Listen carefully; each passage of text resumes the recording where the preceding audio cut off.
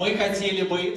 Кыргызстанда алгачкы жолу үй бүлөгө арналган Манаскот аттуу жаңы браузердик оюн иштелип чыкты. Анын жүрүшүндө катышуучулар Манастын жашоосундагы негизги окуялар менен таанышып, кыргыз элинин тарыхы, салты, улуттук баалуулуктары жөнүндө көбүрөөк маалымат алышат.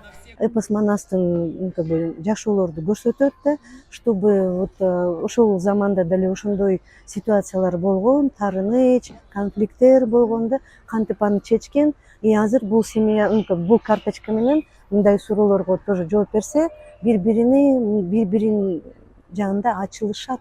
Анан ушуну мындай ситуацияларды сүйлөшөт, айтып беришет, и баланын көзү ачылат. Аталган оюн ачык багыт долбоорунун алкагында Агартуу министрлигинин колдоосу менен ишке ашты.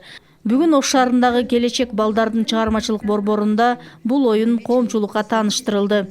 Окуучу ата-эненин ортосундагы карым-катнашты чыңдоо максаты экен. Анан ушул оюн аябай кызыктуу болот. Бүгүн аябай активдүү катышып бериңиздер.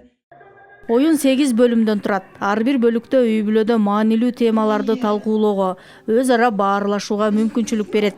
Ал дүйнөлүк популярдуу оюндарга окшоп, Манастын окуяларын балдарга жана өспүрүмдөргө түшүнүктүү жана кызыктуу кылып жеткирет.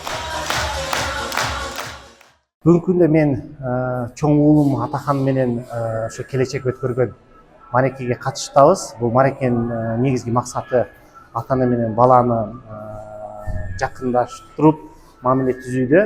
Бул мурас, Манас айтуу, Манаскот бөлүктөрү бул биздин уулдарыбызды, кыздарыбызды биздин салт санаабызга үйрөтөт экен. Улуттук оюндарыбызды үйрөткөнүнө жол берет экен. Манаскоттун эрежелери балдарга түшүнүктүү, ошондой эле ата-энелер үчүн да кызыктуу. Үй бүлөлүк баалуулуктарды бекемдөөгө жана муундардын ортосундагы мамилени чыңдоого багытталган. Кыргыз жана орус тилдеринде ойносо болот. Зыйнат Ибраимова, Айтунук Мамытова, Нурсултан Абдыкарим уулу, ЛТР, Ош шаары.